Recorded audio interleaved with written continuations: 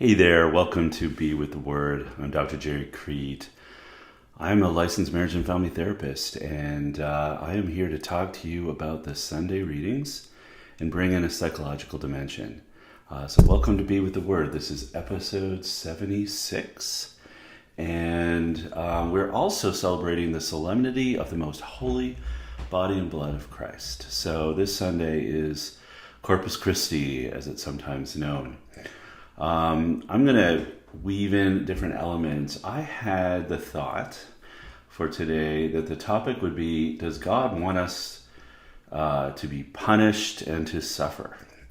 And so that's a bit of a gruesome kind of topic. And but why I thought that was so many of my clients struggle deep down with a belief that God does simply want to punish and cause us to suffer, almost as though God was some kind of, evil being that was quite happy when we fail and was quick to spot every failing and so on, which seems to contradict, right, with what we know about God. So many of us know God is love, or that God is Father, is the ultimate parent, is God as Holy Spirit wants to renew us, that Christ wants reconciliation. We know all those things in our heads, but deep down, we often believe that we're so bad, or our actions are so bad that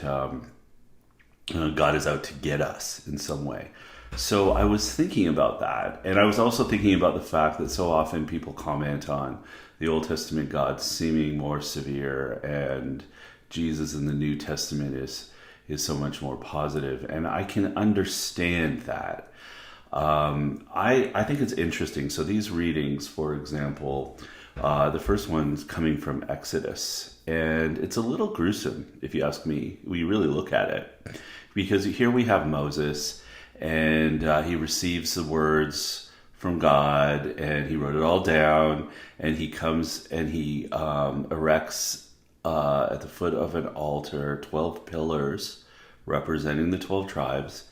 And then he has a bunch of men offer holocausts and sacrifices of young bulls. So he has these young bulls, they're sacrificed, and their blood is collected into large bowls. So this is, in my mind, we're in Indiana Jones and the Temple of Doom territory here. It feels a little bit. Half of that blood is splashed on the altar, and then the other half is sprinkled on the people. So the people are literally covered in blood. So that's a remarkable little moment, I think, because we're not used to that. Our sensibilities wouldn't be used to that in the ancient world.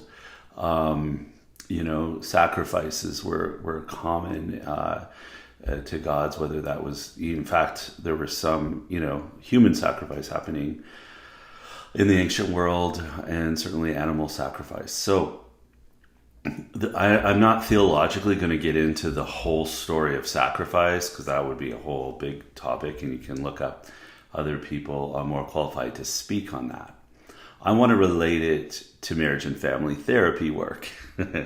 And so I'm thinking about this from a marriage and family therapist perspective and a little bit of developmental psychology. So here we have the Israelites, and the reason, in fact, that the blood is sprinkled on them is in fact to cleanse them in some way of their sins, in some way to make them acceptable again to God. So this is really interesting. And then when you go to the Psalms, which are also, right, from the Old Testament and link often to the stories in Exodus, here we have really powerful words. Psalm 116 is in the readings, and it says, "I will take the cup of salvation and call on the name of the Lord." That sounds really great, because we immediately think of, the cup of wine or whatever, the cup of salvation from our Eucharist. But if this is in the Psalms, then this is hearkening probably to that passage in Exodus, right, where the blood is literally sprinkled. So the cup of salvation in the Israelite mind is, this sacrifice, this blood. And so it says, how shall I make a return to the Lord for all the good he has done to me? The cup of salvation I will take up, and I will call upon the name of the Lord. And then he says this is the most important part. Precious in the eyes of the Lord is the death of his faithful ones. I am your servant, the son of your handmaid. You have loosed my bonds. And then later, I offer sacrifice of thanksgiving. Wow. So there seems to be something more going on here. Now, if I look at this from a developmental perspective, when you are a child, you have children and they are young, certainly 4-year-olds, 5-year-olds, this kind of age, you have to correct them. And you're really not explaining a lot, and you're not actually, expecting them to understand the deeper reasons for why their behaviors can be considered wrong. You might start with some, basic explanations, but you're not going to get very complex. Basically, you are going to say to a child who reaches for, touch the stove, or who goes to hit their sibling, it's going to be a no. No, you're not allowed to do that, right? Or you're going to have to sit in a timeout or whatnot in order to just get the message out there clearly. This is wrong. You can't do this. This will harm you or others. And that seems to be what we get from the Ten Commandments in general. These things are wrong. You don't kill, you don't steal, you don't commit adultery. These things are wrong. If you do them, you will be punished, right? So there is a very strong don't do this kind of message, which comes out pretty clearly in the Old Testament in many places. And yet, here in the Psalm, we hear, precious in the eyes of the Lord is the death of his faithful ones. So we also hear, right, how much God loves the people and how much he cares about them. And the whole point of what he's doing is to create a covenant. So the covenant is about relationship and connection, and he wants to bring them to himself. So we hear that he cares. Okay, so that's just important to know. Now, when we go to Hebrews, which is really, again, a fascinating book or letter in the New Testament, there are a lot of messages and a lot in there related to priesthood, or the high priesthood of Christ. And it says in Hebrews 9, when Christ came as high priest, right, of the good things that have come to be, passing through the greater and more perfect tabernacle, not made by hands, right? That is not belonging to this creation. He entered once for all into the sanctuary. Here we go. Not with the blood of goats and calves, but with his own blood, thus obtaining eternal redemption. Right? For if the blood of goats and bulls and the sprinkling of heifer's ashes can sanctify those who are defiled, as in the Old Testament, so that their flesh is cleansed, how much more will the blood of Christ, who through the eternal Spirit offered himself unblemished to God. So we have this powerful message that Christ came and he's unblemished, right? So much greater than any animal sacrifice, that he is the sacrifice that unites us and connects us with God. So he gives totally of himself in order to bring reconciliation, to bring healing, to bring redemption to the people. So this is just this powerful message. And it says, cleanse our conscience from dead works to worship the living God. For this reason, he is mediator of a new covenant. Right? So, and we are promised our eternal inheritance. So this is a much grander and greater sacrifice that he himself makes.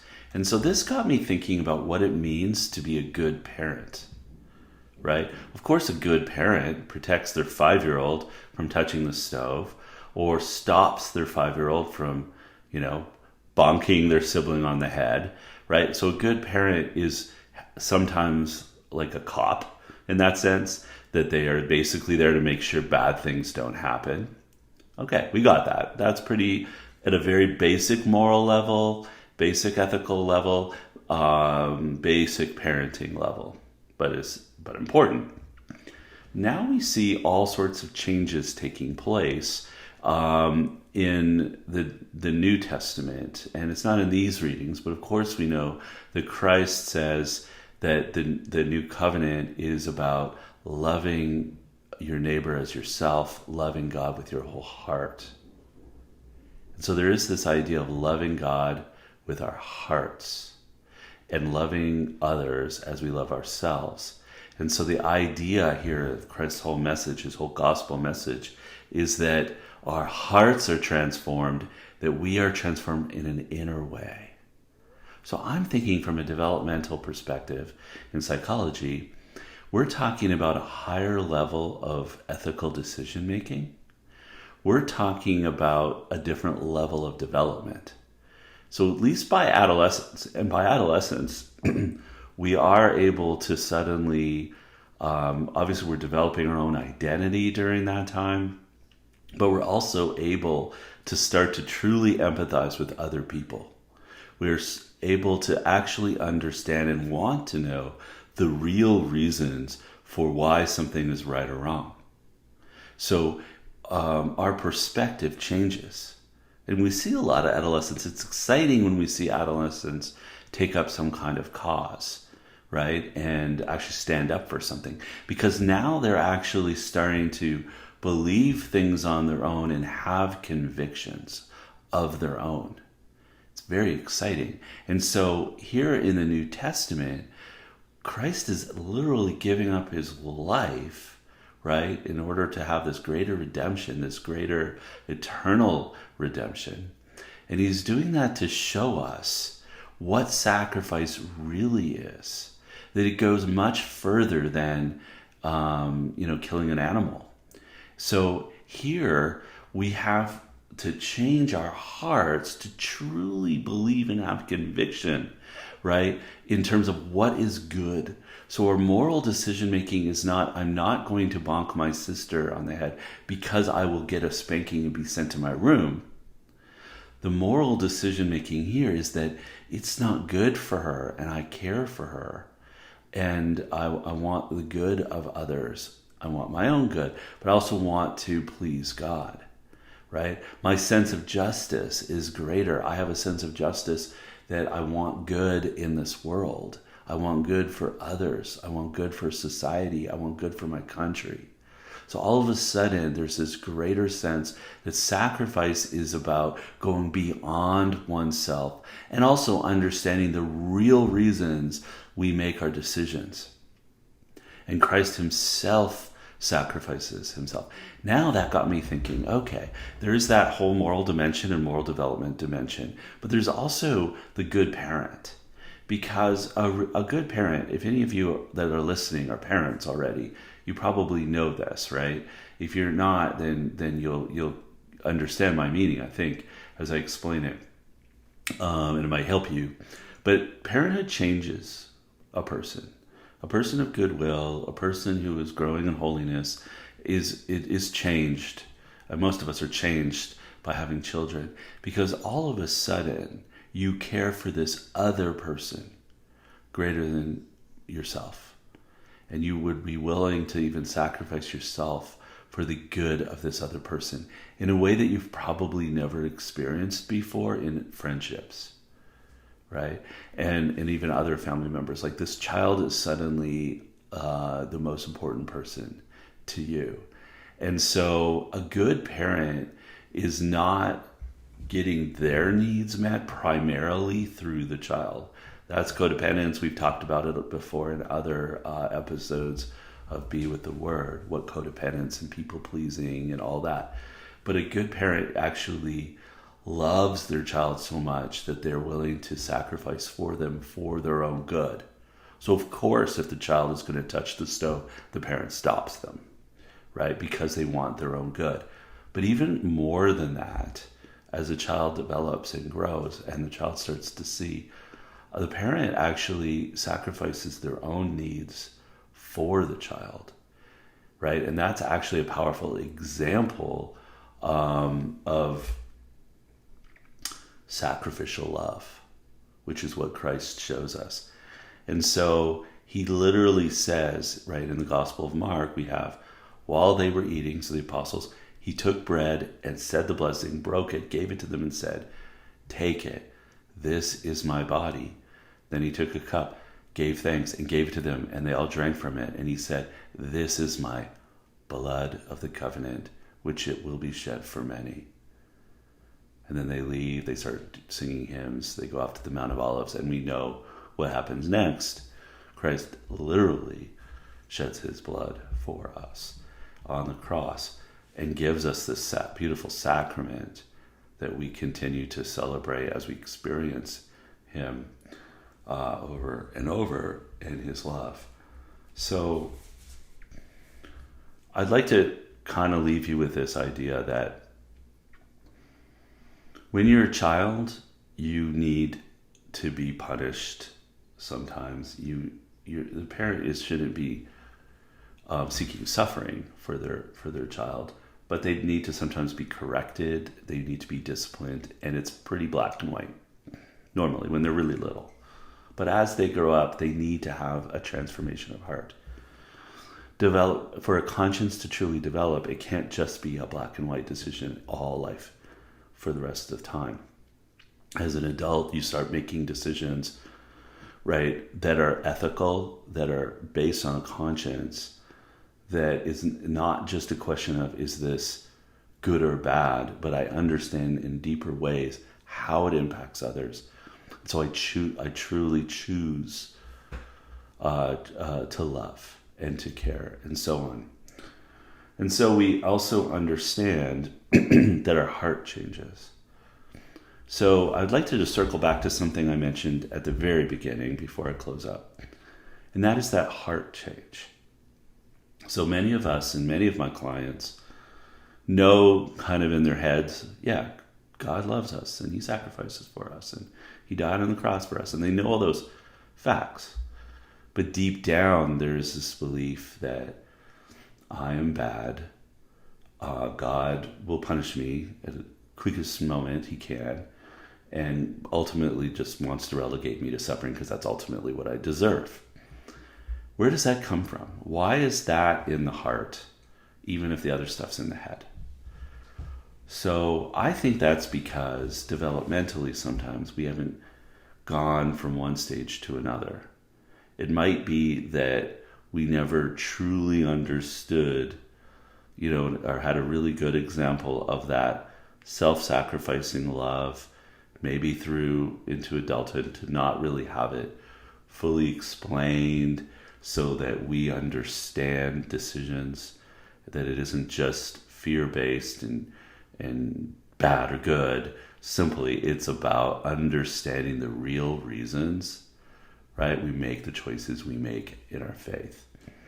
And so what I'd like to think about there would be, what is needed to teach the heart the truths that the person is loved by God, and that deep, deep love results in there being some kind of requirements or commandments or, things that you just can't do.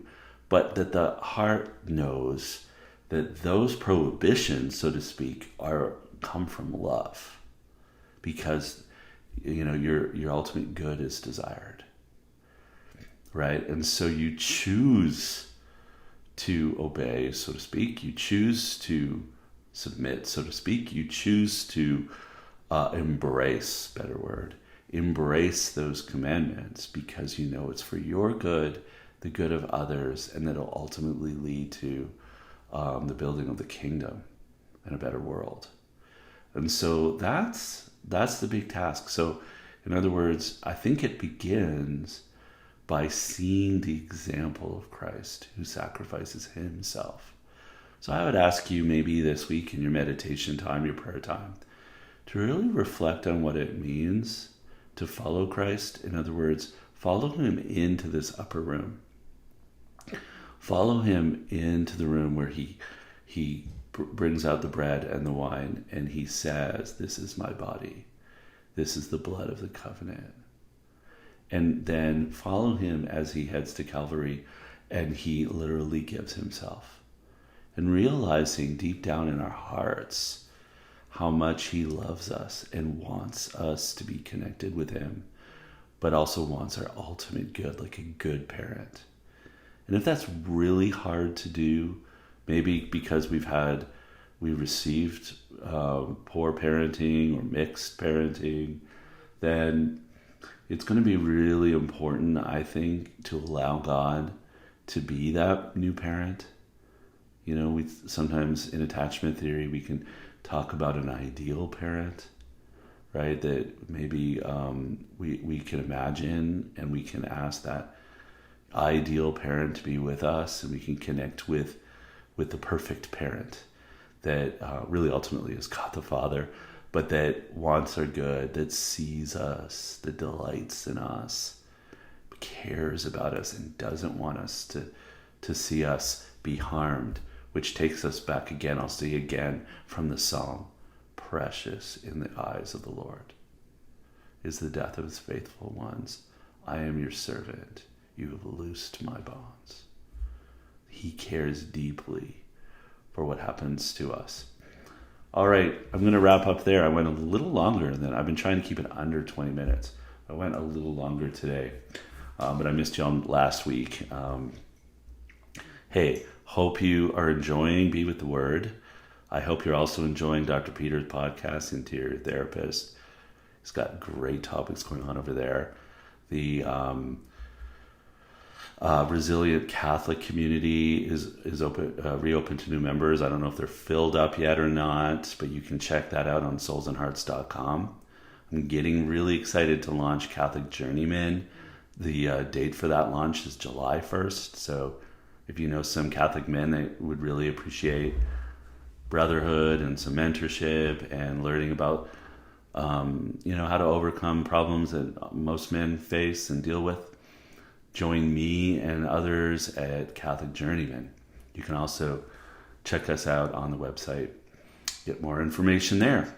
All right, if you like this podcast, please subscribe and like and share it and tell your friends and others about it. And I hope you have a great, blessed weekend and Sunday and following week. Until next time, be still, believe, and be loved.